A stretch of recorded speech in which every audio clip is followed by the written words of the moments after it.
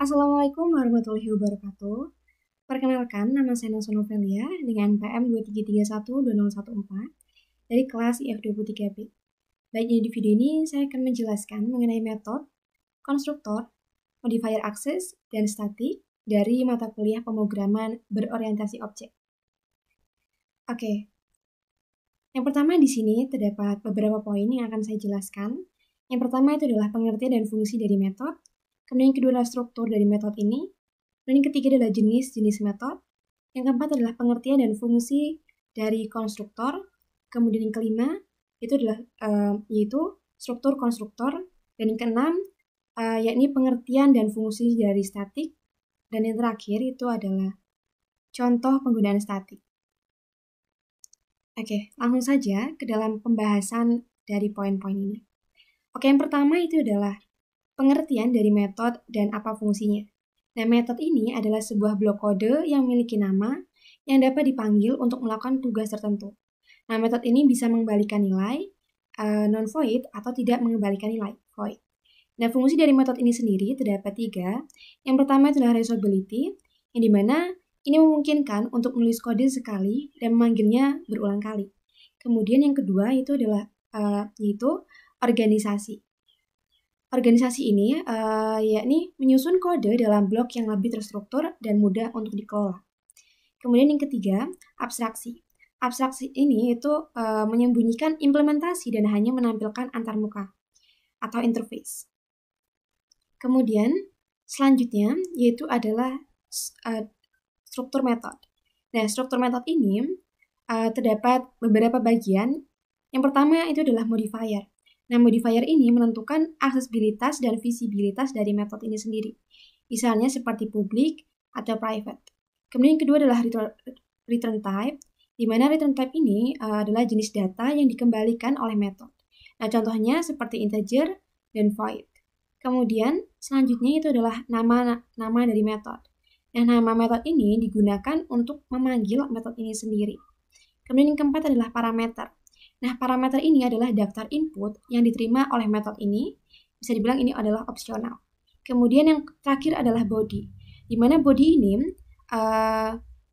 adalah kode yang menjalankan fungsi dari metode. Oke, selanjutnya, yakni adalah jenis-jenis metode. Di sini terdapat 4 jenis. Yang pertama itu adalah metode dengan tipe return type, di mana untuk return type ini yakni mengembalikan nilai sesuai dengan tipe data yang didefinisikan. Kemudian yang kedua adalah method void. Method void ini tidak mengembalikan nilai apapun. Dan yang ketiga adalah method static, di mana method static ini dapat diakses tanpa objek. Dan yang keempat adalah method overloading. Nah, method overloading ini adalah metode yang memiliki nama yang sama tapi berbeda parameternya. Untuk contoh dari keempat jenis ini bisa kita lihat dalam slide ini. Baik, selanjutnya yaitu adalah pengertian dan fungsi dari konstruktor. Nah, yang pertama itu adalah pengertian konstruktor. Nah, konstruktor ini adalah sebuah metode khusus dalam sebuah kelas yang dipanggil saat objek dari kelas tersebut dibuat. Nah, konstruktor ini digunakan untuk menginisialisasikan sebuah objek. Nah, konstruktor ini memiliki nama yang sama dengan kelasnya dan tidak memiliki tipe pengembalian atau return type. Berbeda dengan metode biasanya, karena konstruktor ini tidak memiliki tipe pengembalian dan namanya sama dengan nama kelas. Kemudian yang kedua adalah fungsi konstruktor. Nah, fungsi konstruktor yang pertama ini adalah inisialisasi objek, kemudian yang kedua adalah memastikan objek siap digunakan. Untuk yang pertama, inisialisasi objek ini digunakan untuk memberikan nilai awal pada objek yang baru dibuat. Kemudian untuk fungsi selanjutnya ini memastikan objek siap digunakan. Jadi sebelum objek dapat digunakan, semua atribut ini dapat diatur lewat konstruktor ini. Oke, selanjutnya itu adalah struktur konstruktor. Jadi dalam konstruktor ini terdapat beberapa struktur. Jadi yang pertama adalah nama konstruktor, yang kedua adalah parameter, dan yang ketiga adalah body. Nah, nama konstruktor ini tentunya harus sama dengan nama kelas, kemudian parameter. Parameter ini digunakan untuk memberikan nilai pada objek saat dibuat, kemudian body. yang dimana kode yang mengatur nilai awal objek. Nah, ini adalah contoh yang dimana konstruktor mobil digunakan untuk menginisialisasi atribut warna dan tahun. Dimana mobil yang dimana mobil ini sama dengan nama konstruktor yang sama dengan kelas mobil. Kemudian kita di sini juga menggunakan this warna dan this tahun. Yang dimana ini mengacu pada atribut kelas untuk membedakan dengan parameter. Selanjutnya yaitu jenis-jenis dari konstruktor. Yang pertama itu adalah konstruktor default. Nah, konstruktor default ini apabila jika tidak ada konstruktor yang didefinisikan, maka nantinya Java akan memberikan konstruktor default yang tidak memiliki parameter. Yang mana contohnya bisa kita lihat di bawah ini. Kemudian selanjutnya itu adalah konstruktor parameterized. Nah, konstruktor ini adalah konstruktor yang memiliki parameter untuk menginisialisasikan objek dengan nilai yang berbeda. Contohnya juga bisa kita lihat di bawah sini. Kemudian selanjutnya, mengenai pengertian modifier access dan jenis-jenisnya. Nah, modifier access ini digunakan untuk menentukan siapa yang dapat mengakses anggota kelas seperti atribut, metode, dan konstruktor. Untuk jenis-jenis dari modifier access ini dapat 4, yaitu yang pertama publik. Publik ini adalah anggota yang dapat diakses dari kelas mana saja dalam proyek. Contohnya seperti publik integer tahun. Kemudian private, yang dimana private ini adalah anggota yang hanya dapat diakses dari dalam kelas itu sendiri. Contohnya seperti private integer tahun. Kemudian yang ketiga adalah protected, di mana protected ini adalah anggota yang dapat diakses dari dalam kelas yang sama, kelas turunan atau subkelas, atau dalam paket yang sama. Contohnya seperti protected integer tahun. Kemudian yang keempat adalah default atau package private, yang dimana ini adalah jika tidak ada modifier, maka anggota hanya dapat diakses dalam satu paket. Contohnya seperti integer tahun. Kemudian selanjutnya, mengenai pengertian apa itu statik dan apa fungsinya. Nah, jadi statik adalah modifier yang menunjukkan bahwa anggota kelas atau metode atribut ya, adalah milik kelas, bukan objek. Nah, anggota statik ini dapat diakses tanpa membuat objek dari kelas tersebut.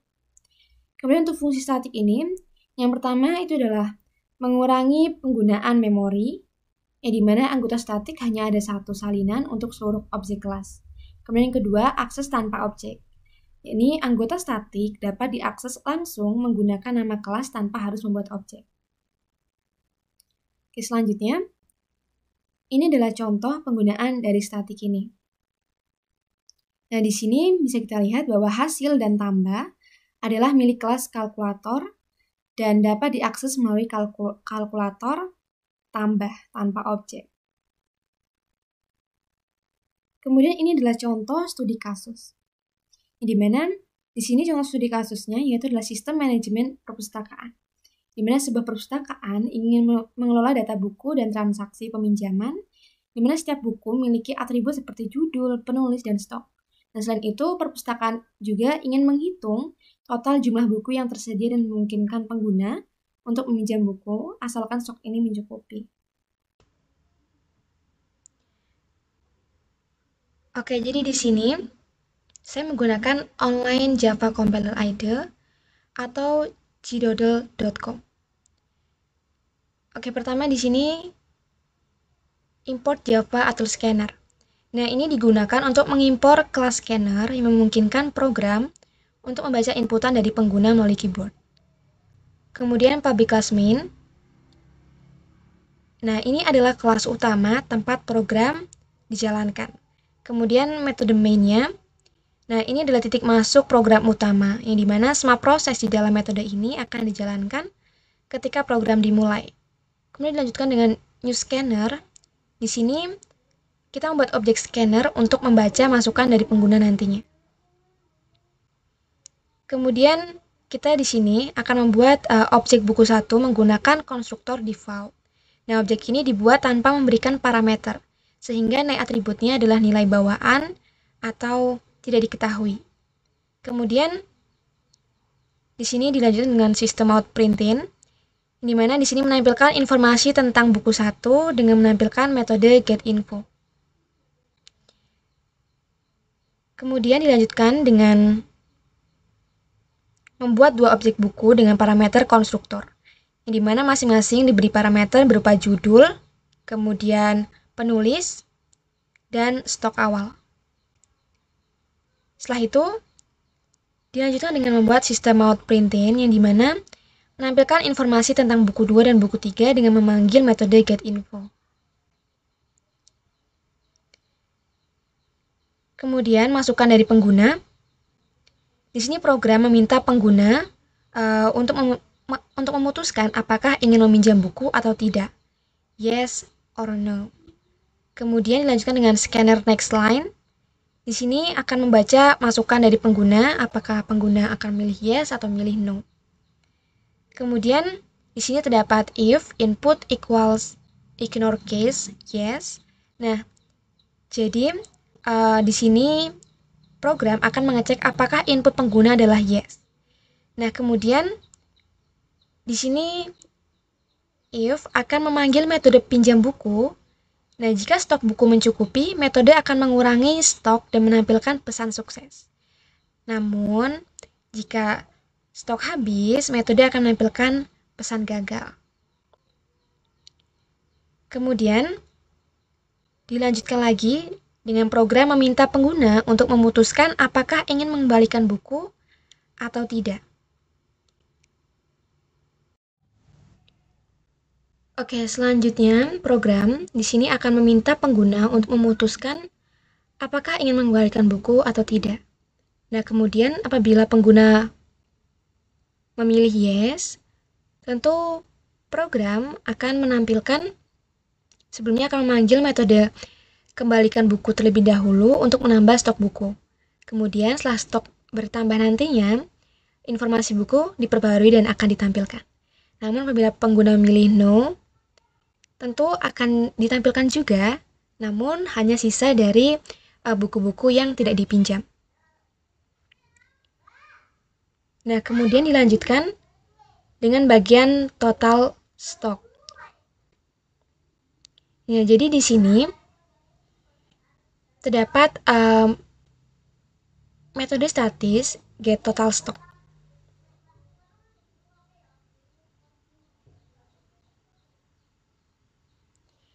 Nah, di sini akan mengambil total stok semua buku yang tersedia di perpustakaan. Kemudian dilanjutkan dengan scanner close untuk menutup pemindai objek untuk membebaskan sumber daya. Kemudian kelas buku. Nah, jadi di sini terdapat atribut private untuk menyimpan data buku. Nah, modifier private ini melindungi atribut agar tidak dapat diakses langsung dari luar kelas. Kemudian static in total stock. Nah, ini adalah variabel statis untuk menyimpan total stok semua buku yang dibuat. Kemudian dilanjutkan dengan konstruktor default. Nah, ini fungsinya itu untuk menginisialisasi atribut buku dengan nilai bawaan atau tidak dikenal dan 0 untuk stok. Kemudian konstruktor parameterized. Nah, di sini fungsinya itu untuk menginisialisasi atribut menggunakan nilai yang diberikan sebagai parameter. Nah, menambahkan nilai stok buku ke total stok. Kemudian dilanjutkan dengan metode menampilkan informasi buku. Nah, di sini mengembalikan informasi lengkap tentang buku dalam format string. Kemudian di sini dilanjutkan dengan metode untuk meminjam buku. Nah, jadi di sini pinjam buku fungsinya itu untuk mengecek apakah stok buku mencukupi dan jika stoknya mencukupi, stok dikurangi dan metode pengembalian itu true. Dan namun jika stok habis, metode mengembalikan false. Kemudian dilanjutkan dengan metode untuk mengembalikan buku. Nah, kembalikan buku ini fungsinya itu untuk menambah stok buku baik untuk objek buku maupun total stok. Kemudian metode statis get total stock. Nah, jadi ini metode statis untuk mendapatkan nilai dari variabel total stock. Nah, oke. Di sini coba kita execute atau kita running.